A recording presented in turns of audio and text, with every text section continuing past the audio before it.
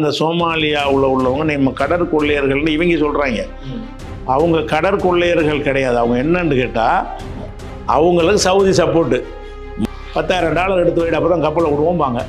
கொடுத்தானே விட்டுருவாங்க. கொடுக்கலன்னா எல்லாத்தையும் பறிமுதல் பண்ணிக்கிறாங்க. ஒவ்வொருத்தனுக்கும் அந்த கடல் எல்லையில் அவனுக்கு ஒரு அதிகாரம் இருக்குன்னு சொல்லும் பொழுது இவனுக்கு இருக்கிறது ஒரு திருட்டு கூட்டமாக சித்தரிக்கிறாங்க. அது ஒரு இராணுவம்.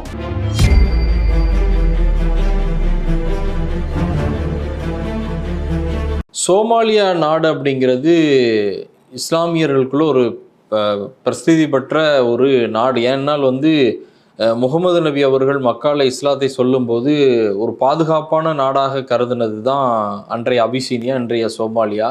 ஆனால் இன்னைக்கு உலகத்தில் கடல் கொள்ளையர்களாக அதிகமாக பேசக்கூடியவர்களும் அந்த சோமாலியா மக்கள் தான். என்ன இவ்வளவு மாற்றத்திற்கு என்ன காரணம்? ஏன் அந்த கொள்ளையர்களாக அவங்க மாறுறாங்க? அதாவது சோமாலியாங்கிறது ரசூலுல்லாஹ் அடைக்கலம் அனுப்புன நாட்டில் வராது. ஹபஷாங்கிறாங்கல்ல, ஹபஷாவில் எத்தியோப்பியா வரும், அபிசீனியா வரும். இது அதை ஒட்டி இருக்கிறது. அதனால முஸ்லீம் வரலாற்று ஆசிரியர் மட்டும் என்ன செய்கிறாங்கன்னா இதுவும் அபிசீனியாவில் இருந்ததுன்னு சொல்லுவாங்க. மற்ற வரலாற்று ஆசிரியர்கள் இதை தனி நாடாக தான் எப்போவுமே இருந்தது. சோமாலியா என்பது அந்த நஜ்ஜாஷி மன்னரின் கீழே இருக்கவே கிடையாது. ஆனால் அப்போவே இஸ்லாம் நுழைஞ்சிருச்சு. நபி ஸல்லல்லாஹு அலைஹி வஸல்லம் காலத்தில் கட்டப்பட்ட பள்ளிவாசல் அங்கே இருக்குது.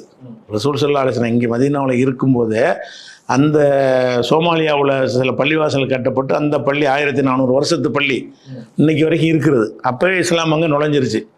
அப்போ அங்கே எல்லாருமே 99% எல்லாருமே முஸ்லீம் தான் இருக்கிறாங்க.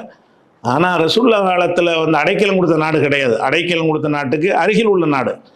ஒரே கருப்பினமாக அவங்க இருக்கிறதுனாலேயே ஒரே தோற்றத்தில் இருப்பாங்க. பார்த்தீங்கன்னா சோமாலியாக்காரங்களும் எத்தியோப்பியாக்காரங்களும் ஒரே மாதிரி பார்த்தா இருப்பாங்க. அந்த ஒரு இதை வைத்து கொண்டு ஒரு இனம்னு சொல்கிறாங்களே தவிர சோமாலியாங்கிறது தனி நாடு தான் எப்போவுமே. ஆனால் இஸ்லாம் அப்போ வந்துருச்சு. இப்போ சோமாலியாவில் இப்போ உள்ள பிரச்சனை என்னன்னு கேட்டால் அந்த சோமாலியாவில் உள்ளவங்க நம்ம கடற்கொள்ளையர்கள்னு இவங்க சொல்கிறாங்க. அவங்க கடற்கொள்ளையர்கள் கிடையாது. அவங்க என்னன்னு கேட்டால் அந்த நாடு வழியாகத்தான் கடல் வணிகங்கள் நிறைய நடக்குது. செங்கடல் மாதிரி. இப்போ செங்கடலில் ஹவுதிகள் பண்ணுறாங்கல்ல, எந்த கப்பல் போனாலும் என்ன செய்கிறாங்கன்னா அந்த செங்கடல்ல இருந்து அவங்கள்ட்ட பர்மிஷன் வாங்கி தான் போகணும்னு வச்சுருக்கிறாங்க. அதே மாதிரி ஈரான் ஹுர்முஸுங்கிற ஜலசந்தி வச்சுருக்கிறாங்க. அதே மாதிரி சுயஸ் கால்வாய் எகிப்தில் வச்சுருக்கிறாங்க.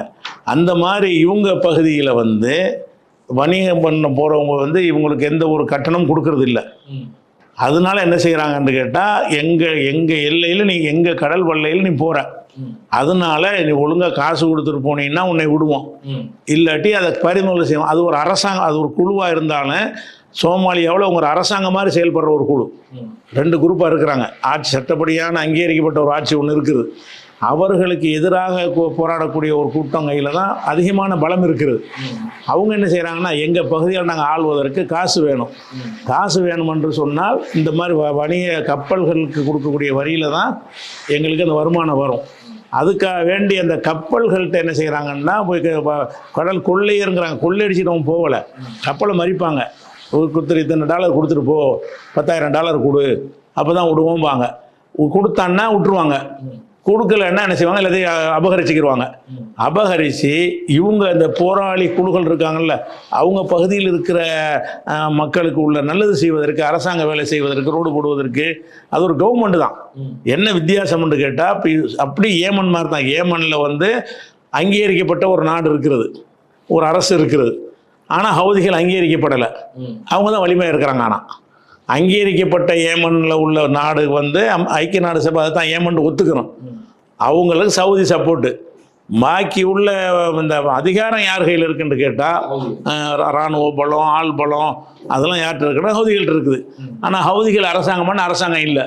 ஆனால் அரசாங்கத்துக்கு மேலே வலிமையானவர்கள். அரசாங்கத்துக்கு அமெரிக்காவை மன்னிப்பு கேட்குறளவுக்கு ஒப்பந்தம் பண்ணுற அளவு வலிமையானவர்கள் வழங்குதா. அது எல்லா விதமான பயிற்சியும் எடுக்கக்கூடிய, அறிவு சார்ந்த முறையிலையும் சிந்திக்கக்கூடியவங்க, ஆயுதங்களை உற்பத்தி பண்ணி அப்படிலாம் பண்ணுறாங்கல்ல. அப்போ எப்படி இந்த ஏமன்காரங்க இந்த கப்பல்களில் தாக்கிய கட்டணத்தை வாங்கி கொண்டு அனுப்புகிறார்களோ, அவங்க விரும்பின கப்பலை விடுவாங்க, விரும்பினதை தடுக்கிறாங்களோ, அந்த மாதிரி தான் சோமாலியாவில் உள்ள கடல் கொள்ளையர்கள் கிடையாது. அவங்க அந்த சோமாலிய அரசாங்கத்துக்கு எதிராக, ஒழுங்கான அரசாங்கம் இல்லை என்பதற்கு எதிராக புரட்சி பண்ணக்கூடிய ஒரு குழு. அந்த குழு கையிலையும் அரசாங்கம் இருக்கிறது. ஐநா அங்கீகரித்து அது ஒரு நாடாக இருக்கும். ஐநா வந்து ஒரு குழு அங்கீகரிச்சிருக்கிறாங்களே, அதை விட ஐநாவால் அங்கீகரிக்கப்படாத இந்த குழுவினர் தான் வலிமையாக இருக்கிறாங்க. ஏமன் மாதிரி, ஏமனில் எப்படி ஹவுதிகள் வலிமையாக இருக்கிறாங்களோ அந்த மாதிரி ஐநா ஒரு சோமாலியான்னு ஒன்று சொல்லணும். அதன் பின்னாடியெல்லாம் வலிமை கிடையாது. இவங்க இந்த கடலோரத்தில் இருக்கக்கூடிய இவங்க கையில் தான் நிறைய கிராமங்கள், பெரும் சிட்டி மட்டும் அவங்க கையில் வச்சுட்டு இருக்கிறான். அது இந்த கிராமங்கள் பூரா யார்கிட்ட இருக்குன்னா அந்த சோமாலியாவுடைய புரட்சி குழுவிட்டு தான் இருக்குது. அந்த புரட்சி குழு என்ன செய்வாங்கன்னு கேட்டால், கப்பலில் போனால் மறித்து வரி வசூலிப்பாங்க. அரசாங்கம்னா சட்டப்படி வசூலிக்கலாம். அரசாங்கம் நீ அங்கீகரிக்க மாட்டேங்கிற, அங்கீகரிக்காதனால காசு தர மாட்டோம்னு சொல்லி என்ன செய்கிறாங்க, அந்த வழியாக வர்த்தக கப்பலை பயன்படுத்துகிறாங்க.